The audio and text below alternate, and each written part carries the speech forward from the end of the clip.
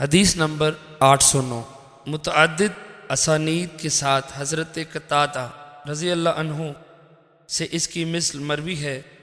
ایک سند سے مروی روایت میں یہ اضافہ ہے کہ جب امام قرات کرے تو تم خاموش رہو، لیکن ان میں سے کسی کی روایت میں یہ نہیں کہ اللہ تعالیٰ نے اپنے نبی کی زبان پر سمیع اللہ لمن حمیدہ فرمایا۔ صرف ایک روایت میں اس کا ذکر ہے۔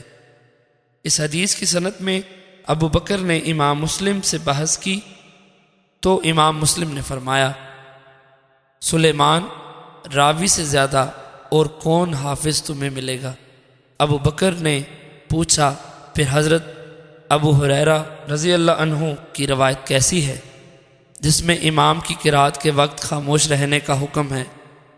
امام مسلم نے فرمایا، یہ حدیث صحیح ہے، یعنی میرے نزدیک یہ صحیح ہے۔ انہوں نے کہا، پھر آپ نے اس سند کے ساتھ ذکر کیوں نہیں کیا؟ تو انہوں نے کہا، میں نے ہر اس حدیث کو یہاں ذکر نہیں کیا جو صحیح ہو، بلکہ میں نے یہاں اس سے ذکر کیا جس پر اتفاق ہے۔